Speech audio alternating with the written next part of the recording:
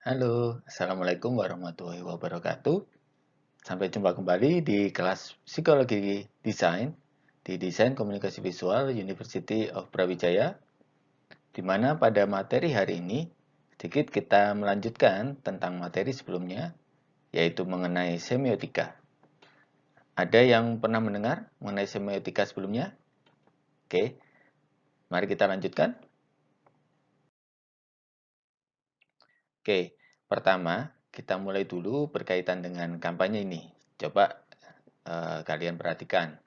Kira-kira bagaimana menurut Anda ketika kalian bisa melihat ada sebuah eh, kampanye ya di sini berkaitan dengan yang pesannya adalah jangan bugil di depan kamera. Nah, kira-kira kalau melihat ini bagaimana? Oke, sekarang kita next. Coba kita sekarang coba bandingkan dengan bentuk kampanye yang ini. Dengan pesan yang sama, kemudian dengan kampanye yang sama, kira-kira yang lebih menarik yang mana ya? Kira-kira mengapa? Nah, oke, kita coba bandingkan saja dari sisi tulisan. Kalau tadi sepertinya antara satu tulisan dengan tulisan yang lain itu tidak ada satu penekanan ya. Tidak ada satu apa namanya warnanya juga antara background dan juga tulisan ini cenderung sama sehingga sulit sekali kemudian kita melihat apa sih yang ingin ditekankan, pesan apa yang mau menjadi highlight dari kampanye ini gitu. Kalau kita bandingkan dengan yang ini, ada satu pesan di mana yang memang menjadi penekanan ya, kemudian di bold di warna berbeda yaitu warna merah, di mana kalau kita kaitkan dengan ilmu tanda, warna merah sendiri itu identik dengan sesuatu hal yang memang danger ataupun berbahaya atau sesuatu yang riskan. Nah, ini sehingga yang kemudian ditekankan di sini adalah jangan bugilnya. Nah, sehingga kalau kita bandingkan, maka tulisan ataupun kampanye yang kedua ini kita rasa bisa dikatakan menjadi lebih menarik daripada yang awal tadi. Oke, ada yang tahu ini? Ini apa? Nah, ini adalah lukisan dengan judul ataupun tema The Son of Man. Nah, lukisan ini adalah lukisan surrealis karya dari Belgian painter yang bernama Rene Magritte. Ya, jadi kalau mungkin ada yang pemerhati lukisan atau karya seni, nah ini cukup kontroversial ya, dalam arti sebenarnya mungkin karya dari Rene Magritte ini sebelumnya tidak terrecognize ya, atau tidak dipahami atau tidak dikenali oleh banyak orang. Tetapi eh, satu lukisan ini yang diberi nama The Son of Man ini cukup kontroversial dan cukup dikenali ya. Walaupun karya-karya yang lain tidak begitu. Kira-kira ada yang tahu kenapa? Nah, sebenarnya mungkin ini kembali lagi ini karena ada yang mengatakan ada sebuah pesan-pesan ataupun tanda-tanda pemaknaan secara semiotika ini yang dianggap menarik oleh para kurator lukisan, para penikmat lukisan gitu. Sehingga lukisan ini kemudian menjadi menarik perhatian dari para penikmat lukisan seperti itu. Ya, kalau mungkin kita bisa melihat sedikit, sebenarnya ada beberapa hal yang menarik kalau kita mau bahas dari lukisan ini. Yang pertama adalah ada simbol buah apel ya, ada buah apel hijau yang penempatannya itu menutupi muka ya, ataupun wajah dari uh, subjek yang ada di lukisan ini. Kemudian yang berikutnya, kalau kalian perhatikan itu menggunakan bentukan topi yang mungkin kalau berdasarkan pengetahuan kita, kita sering melihat topi seperti itu mungkin di film-film seperti mafia ya di sekitar 1950, 1960 itu uh, kita selalu melihat kalau melihat film gitu ya, film-film action Eropa, kita akan menemui topi-topi semacam itu. Kemudian bentuk pakaiannya juga jas seperti itu ya. Nah, Ini ada beberapa pendapat yang mengatakan bahwa apa sih sebenarnya makna apel yang ada di muka gitu. Dan kalau mungkin ini di gambar kita tidak terlalu jelas, tetapi seseorang yang sudah melihat langsung lukisan ini menyatakan bahwa sebenarnya tidak sepenuhnya menutup muka ya. Jadi ada, kalau kita perhatikan betul itu ada ataupun subjek dari lukisan ini sebenarnya masih ada matanya itu mencoba mengintip ya, mengintip melalui apel tersebut. Nah, ini menarik ya, banyak yang kemudian karena tadi banyak tanda-tanda yang dimunculkan di dalam lukisan ini sehingga interpretasinya bermacam-macam dan ini menjadi sebuah perdebatan. Oke. Nah, sekarang eh, kalau yang ini kira-kira tiba-tiba ada sebuah headline ya. Headline ini yang sering ini adalah headline di koran. Koran-koran lampu merah dan semacam itu ya. Ini tiba-tiba ada postingan ataupun mungkin di koran tuh headline tulisannya adalah ngerumpi ala ayam kampus di dapur kos. Wah, ini udah pikirannya aduh apa nih? Ngerumpi apa nih gitu. Kemudian yang biasanya kita lakukan adalah kita mencari gambar ya.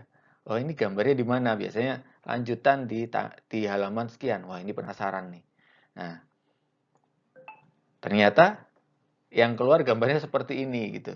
Nah, padahal kalau secara harafiah tulisan ini nggak salah gitu ya. Tulisan ini nggak salah. Coba kalau kita apa namanya mencoba untuk me- melihat ya, kira-kira benar ya omongannya, tulisannya benar gitu bahwa ini ya gayanya kayak orang ngerumpi gitu ya.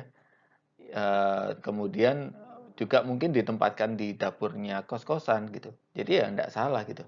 Tetapi ini adalah salah satu contoh sederhana bahwa sebuah tulisan pun ini merupakan satu bagian dari tanda gitu. Jadi tanda ataupun simbol itu tidak harus berupa visual yang apa bentuknya rumit ya. Kalau kalian mungkin sering melihat tampilan-tampilan di Nat Geo berkaitan dengan tanda-tanda dan simbol, itu tidak selalu berbentuk seperti itu. Tetapi tulisan pun itu adalah dulu adalah bagian dari tanda ataupun simbol. Oke, nah ini yang paling sering ya memanfaatkan ilmu tanda menurut saya. Ini adalah iklan rokok. Kenapa seperti itu? Karena khususnya di Indonesia ya. Di Indonesia itu pada zaman dulu, mungkin sampai sekarang ini regulasi terkait advertising ataupun terkait iklan mengenai rokok itu sangat strict sekali. Dalam arti strict itu mereka tidak memperbolehkan eh, ada beberapa ketentuan-ketentuan yang pada akhirnya itu eh, tidak diperbolehkan untuk kemudian perusahaan rokok itu menunjukkan di bagian dari advertisingnya ataupun periklanannya. Contohnya adalah seperti di gambar ini, dulu mungkin masih boleh ya menggambarkan seseorang yang memegang rokok.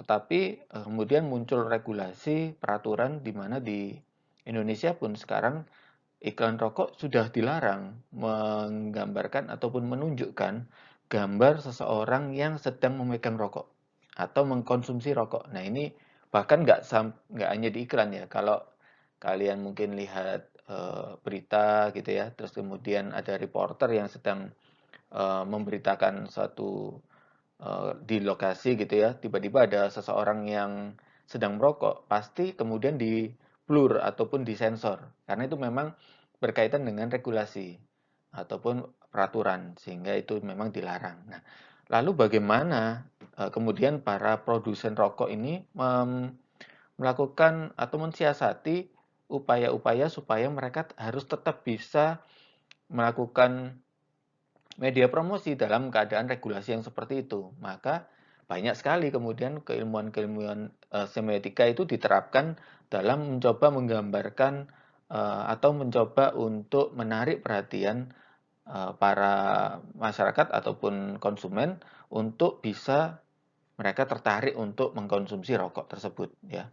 Makanya banyak kemudian dikaitkan dengan nilai-nilai gender ya, nilai-nilai terutama laki-laki ya, di mana dulu sempat digambarkan Marlboro itu gambarannya adalah koboi ya. Dulu kalau kalian ingat dari iklannya Marlboro itu adalah selalu digambarkan seperti seorang laki-laki ataupun pria Amerika yang mengendarai kuda gitu ya, seorang seperti koboi. Nah, ini adalah salah satu uh, value ataupun nilai yang mencoba ditampilkan untuk merepresentasikan maskulinitas yang ada di rokok tadi gitu. Kemudian itu ditempelkan di dalam rokok sehingga orang yang punya ataupun dalam arti ingin merasakan maskulinitas itu selalu kemudian dikaitkan dengan rokok tadi atau dalam hal ini khususnya Marlboro ya.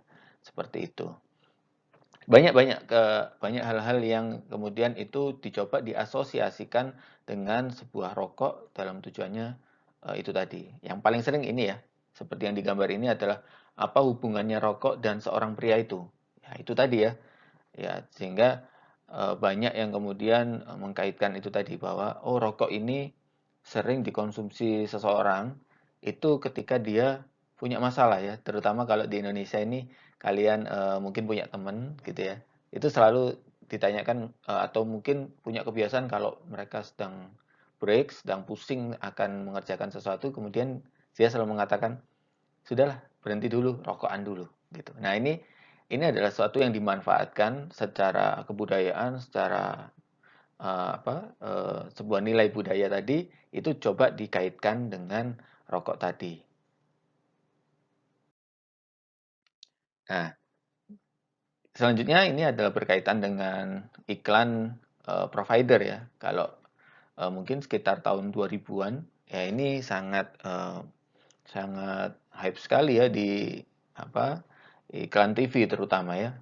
Di mana saya masih ingat betul di mana di televisi itu pada saat itu saling perang tarif ya antar satu provider dengan provider lain ya. Yang pada konteks ini XL adalah salah satu provider yang juga ikut dalam peperangan tersebut ya. Nggak hanya XL, bahkan perusahaan seperti Telkomsel pada saat itu juga ikut perang tarif gitu ya.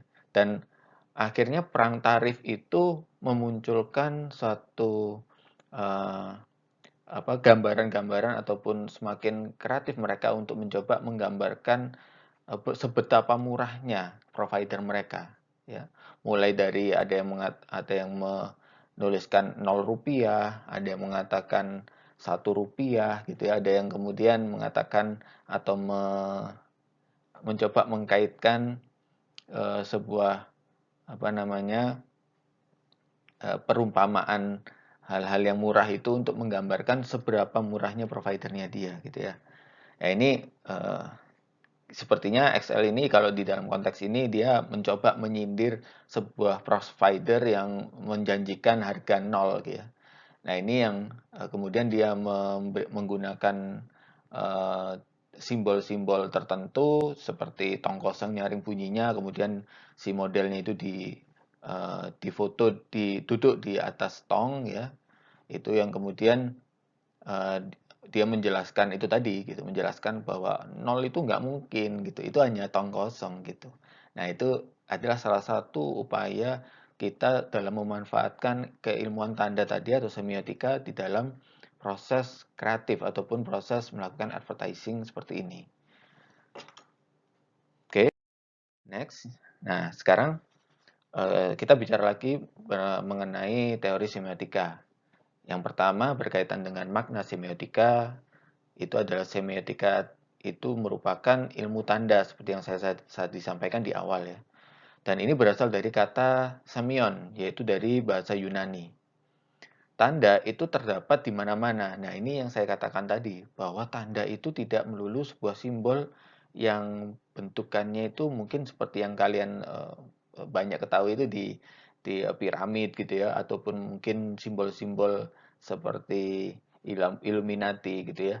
Tidak hanya seperti itu ya. Tanda itu bisa juga berupa gerak, juga bisa berupa dengan isyarat, lalu lintas, bendera, nyanyian, tarian, pasien sampai teriakan mahasiswa yang melakukan demonstrasi itu bisa dikatakan sebuah tanda. Nah, tokoh semiotika yang pernah saya bahas ini yang memang membahas terkait semiotika ini yang pertama adalah Charles Sanders Peirce, ya. Yang kedua, dia terkenal dengan teorinya yaitu semiotika, dan yang kedua itu adalah Ferdinand de Saussure, yaitu terkenal dengan semiologinya. Oke. Sekarang kita bahas berkaitan dengan Triad of Meaning-nya C.S. Peirce, ya. Charles Sanders Peirce, ya. Nah, berdasarkan segitiga makna, ya ini di sini digambarkan oleh Peirce, ini ada segitiga makna namanya, ya. Yang dimana dia ini mencoba menyatakan bahwa makna sebuah objek itu sangat dipengaruhi oleh simbol atau tanda, dan ini itu merupakan adalah suatu hal yang melekat atau tidak terpisahkan, ya. Jadi talk or reference or meaning ini berkaitan sekali dengan reference of symbol, dan juga berkaitan sekali dengan makna ataupun tanda-tanda seperti itu.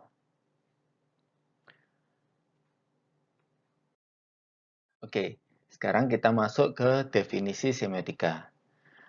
Ya, semiotika itu adalah studi tentang tanda dan segala yang berhubungan dengannya.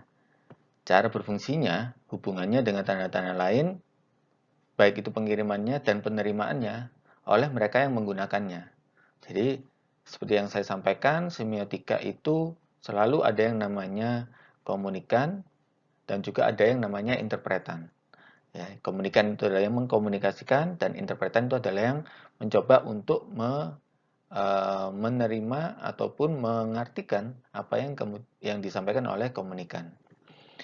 Kemudian klasifikasi semiotika menurut kajiannya itu ada 3, yaitu yang pertama adalah semantik semiotik, adalah studi yang menonjolkan hubungan tanda-tanda dengan acuannya dan dengan interpretasi yang dihasilkan. Dan yang kedua, sintaks semiotik, itu jika studi diarahkan pada penggolongannya, pada hubungannya dengan tanda-tanda lain, dan pada caranya bekerja sama dalam menjalankan fungsinya. Dan yang ketiga adalah pragmatik semiotik, adalah studi yang menonjolkan hubungan antara tanda dengan pengirim dan penerima. Oke. Semiotika struktur. Jadi kalau berikutnya adalah berkaitan dengan semiotika menurut Roland Barthes. Ya, kalau dikatakan adalah strukturalisme Roland Barthes, yaitu semiotika adalah sebuah cara menganalisis artefak-artefak budaya yang berasal dari linguistik. Ya, jadi kalau Roland Barthes ini mengatakan bahwa semiotik ini adalah sebenarnya bagian dari ilmu linguistik atau ilmu bahasa. Tujuan dari strukturalisme adalah merekonstruksi sebuah objek begitu rupa untuk memanifestasikan aturan-aturan dari pengguna-penggunanya. Dengan kerangka pikir strukturalisme terdapat 2 prinsip. Yang pertama, itu adalah entitas penadaan tak memiliki esensi, tetapi dibatasi oleh jaringan relasi, baik internal maupun eksternal. Kemudian yang kedua adalah penandaan dilakukan dengan melukiskan sistem norma yang membuat mereka mungkin. Oke, next. Oke, berikutnya semiotika struktural. Penandaan bertingkat. Ya, jadi ini mungkin sedikit sudah dibahas ya di minggu yang lalu. Ini berkaitan dengan sistem denotasi dan konotasi. Nah, denotasi itu adalah rantai hubungan penanda petanda, yakni hubungan materialitas penanda dan konsep abstrak yang ada di baliknya. Pada tingkat denotasi, bahasa menghadirkan konvensi, kode-kode yang maknanya segera tampak ke permukaan berdasarkan relasi penanda dan petanda. Jadi untuk bahasa simpelnya, saya mendeskripsikan tentang sistem denotasi ini adalah sistem yang literally kita lihat terkait benda tersebut. Ya, jadi misalkan kalau kita bicara masalah sistem denotasi, kita sampaikan misalkan pisau. Pisau ini secara denotasi, maka kita bisa mengatakan kode-kode ataupun makna-maknanya adalah ya untuk alat pemotong. atau alat untuk memotong, untuk memasak. Nah, kemudian kalau sistem konotasi, hubungan penanda-petanda pada rantai pertandaan yang lebih tinggi. Pada tingkat konotasi, bahasa menghadirkan kode-kode yang makna tandanya bersifat implisit, atau sistem kode yang bermuatan makna tersembunyi, atau makna wawasan dari ideologi dan mitos. Nah, kalau yang sistem konotasi, misalkan kita mencoba untuk mencari tanda konotasi terhadap benda yang sama, yaitu pisau tadi. Maka konotasi ini dia tidak lagi mengatakan bahwa ini adalah alat pemotong, tetapi bisa jadi pisau ini merupakan secara konotasi merupakan kode-kode dari misalkan pembunuhan atau kode-kode dari sesuatu yang berbahaya atau sesuatu yang menimbulkan kejahatan seperti itu. Nah, ini perbedaan dari denotasi dan konotasi seperti itu. Misalkan mungkin mudahnya lagi kalau denotasi itu contohnya misalkan bunga mawar. Ya, kalau mawar, kita melihat bunga mawar secara denotasi ya salah satu jenis bunga, ya. Salah satu jenis bunga saja, tetapi kalau secara konotasi mawar itu bisa diartikan sebagai seseorang ya. Kalau makanya misalkan di beberapa koran ataupun surat kabar itu selalu misalkan dia mengaliaskan si korban gitu ya. Itu selalu diberikan kata misalkan si sebut saja mawar. Nah, itu adalah suatu yang akhirnya menjadi sebuah sistem konotasi itu berkaitan dengan kode-kode yang sifatnya itu implisit. Jadi tidak secara uh, langsung mengarah kepada hal yang sebenarnya. Itu hal yang menurut saya penjelasan yang paling simpel mengenai denotasi dan konotasi. Nah, berikutnya contoh lagi ketika kita bicara masalah seikat mawar. Nah, ini bisa jadi seikat mawar ini punya arti, punya pemaknaan ataupun tanda semiotika itu adalah gairah. Jadi kalau ada seseorang yang membawa mawar, seikat mawar, bisa jadi dia punya sebuah gairah. Berarti sedang bergairah atau seperti itu. Nah, seikat mawar ini merupakan sebuah penanda, ya. Gairah itu adalah petanda. Nah, ini tadi sudah saya jelaskan penanda petanda, maka seperti ini contohnya, ya. Seikat mawar itu adalah penandanya, maka gairah itu adalah petandanya. Seikat mawar, kesimpulannya, seikat mawar itu sebagai sebuah tanda sungguh berbeda dengan seikat mawar sebagai penanda. Sebagai penanda, seikat mawar itu adalah kosong, hanya tanaman biasa seperti yang saya sebutkan tadi. Tetapi sebagai petanda, seikat mawar itu bisa berkaitan dengan tadi gairah, bisa dikaitkan juga dengan cinta, ketulusan, dan lain-lain. Berikutnya, model kajian dari Roland Barthes ya. Jadi di sini kalau kalian lihat ada sebuah tabel model kajian Roland Barthes. Ini ada yang pertama saya kelompokkan menjadi first order yang sebelah kiri dan yang kedua adalah second order sebelah kanan. Di mana yang first order ini adalah denotasi atau ranahnya denotasi. Di mana ini adalah melihat segala sesuatu seperti apa adanya, ya seperti yang saya sampaikan. Dan yang ranah kedua, second order, ini adalah konotasi, di mana dia sudah ada pengaruh dari sebuah kultur, sebuah form, bentuk, dan lain-lain. Nah, ini merupakan salah satu model kajian dari Roland Barthes. Oke, penjelasan detail dari form tadi itu juga ketika kita bicara masalah denotasi, yaitu the first order signification, itu merupakan sebuah hubungan signifier dan signified di dalam sebuah tanda terhadap realitas eksternal. Yang berikutnya adalah makna paling nyata dari tanda sebagai representasi utama atau self-contained itu adalah merupakan makna harafiah. Itu makanya tadi sudah saya sampaikan denotasi itu adalah sesuatu yang harafiah. Yang ketiga adalah bagi orang dalam satu rumpun budaya yang sama, itu maknanya tidak berbeda secara signifikan. Nah, sehingga ketika kita bicara denotasi, itu konteksnya selalu dalam sebuah rumpun budaya yang sama. Dalam arti, ketika kita bicara tadi, contoh dari mawar, itu adalah bunga, maka ketika dia dalam rumpun budaya yang sama, maka mereka pasti akan mempunyai pemaknaan denotasi yang sama terkait mawar tadi. Kemudian secara konotasi adalah the second order signification merupakan menunjukkan hubungan tanda dan emosi dari pembaca, serta nilai-nilai kebudayaannya. Kemudian ada makna subjektif atau bahkan intersubjektif. Jadi di sini sudah ada campur tangan sebuah subjek tertentu yang kemudian mempengaruhi makna dari benda secara harafiah tadi. Kemudian ada berbeda karena gender. Ada berbeda juga karena seks, usia, kelas sosial, nasionalitas, etnis, dan lain-lain. Kemudian ada konotasi identik dengan ideologi dan mitos. Jadi banyak sebenarnya yang mempengaruhi the second order signification ini sehingga kemudian memunculkan pemaknaan secara konotasi itu berbeda daripada denotasi. Itu tadi. Makanya mawar itu secara konotasi bisa diartikan macam-macam sekali. Bahkan antara satu gender dengan gender lain itu bisa mengartikan mawar terhadap sesuatu yang berbeda. Itu ya. Oke, berikutnya adalah mengenai mitos. Jadi mitos itu adalah bagaimana sebuah kebudayaan menjelaskan beberapa aspek tentang realitas atau gejala alam. Dan mitos itu juga diproduksi oleh kelas sosial yang mempunyai dominasi.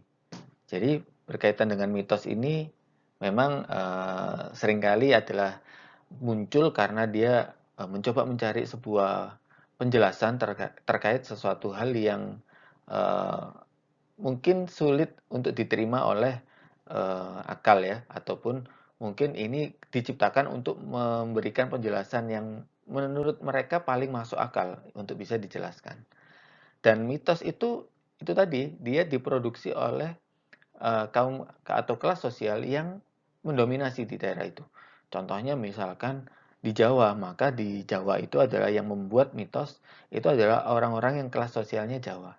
Walaupun di daerah tersebut sebenarnya banyak yang muncul ataupun banyak yang tinggal di Jawa juga, tetapi mitos itu selalu berkembang ataupun muncul dari orang-orang yang mempunyai kelas sosial yang dominasi di situ, mendominasi di situ. Berikutnya terkait ideologi ya. Ideologi itu berbeda dengan mitos. Kalau ideologi itu adalah sebagai sistem keyakinan yang menandai sebuah kelompok atau kelas. Ideologi sebagai ilusioner atau gagasan palsu yang diperlawankan dengan pengetahuan alam. Ideologi sebagai produksi makna dan gagasan bukan sesuatu yang statis tetapi praksis. Dalam tataran ini, seseorang yang telah mampu merespon secara tepat terhadap tanda, mitos, dan konotasi itu adalah seseorang mampu menjadi sebuah konotator. Nah, ini mungkin beberapa orang yang sekarang lagi rame ya, ada sebuah ideologi, banyak yang mengatakan bahwa ini adalah pengaruh dari doktrin ideologi-ideologi yang sesat ataupun ideologi-ideologi yang palsu misalkan. Contohnya bisa dikatakan beberapa waktu yang lalu cukup ramai ya, ada yang masih ingat Sunda Empire. Nah, Sunda Empire itu ideologi. Mereka mencoba memberikan sebuah keyakinan terhadap sesuatu kelompok atau kelas bahwa itu tadi dia mengatakan bahwa tatanan dunia ini ternyata sebenarnya yang memegang adalah Sunda Empire. Nah, ini adalah salah satu bentuk ideologi. Nah, yang ditunggu-tunggu ya. Oke, ini adalah tugas dari UTS ya. Jadi UTS kalian pada semester ini untuk kelas psikologi desain itu adalah cukup cukup simpel ya. Yang pertama silakan cari media iklan, poster, itu bisa iklan produk, bisa iklan kampanye, ya, bisa iklan-iklan yang lain. Catatannya adalah harus menarik ya untuk dibahas. Ya, mereka punya satu value tertentu yang kalian secara langsung melihat itu bisa tertarik untuk kemudian mengangkat judul ini. Dan kemudian lakukan analisis semiotika untuk menjelaskan makna-makna yang terkandung dalam iklan tersebut, yaitu mengenai denotasinya, konotasinya, kemudian mitos, ideologi, ya itu kira-kira apa? Adakah unsur denotasi di situ? Adakah unsur konotasi di situ? Kemudian apa unsur mitosnya? Apakah ada unsur ideologinya? Kemudian secara umum beri penjelasan ataupun maksud dari iklan tersebut gitu ya. Apa yang menurut kalian menarik dari iklan tersebut, kemudian apakah ada simbol-simbol atau tanda-tanda tertentu yang mewakili dari 4 ini ataupun mewakili berkaitan dengan pemaknaan yang ingin disampaikan kepada konsumen. Cukup seperti itu saja tugasnya, silakan jangan lupa juga dilampirkan untuk iklannya, poster ataupun dan lainnya di screenshot ataupun dilampirkan. Pengumpulan berupa PDF itu di link Google Classroom maksimal tanggal 7 April 2021 jam 12 malam. Oke, sebelum jam 12 malam ya, 23.59. Oke, mungkin itu saja untuk materi dan brief UTS pada semester ini di kelas Psikologi Desain. Terima kasih atas perhatiannya, semoga sukses dan sampai jumpa minggu depan.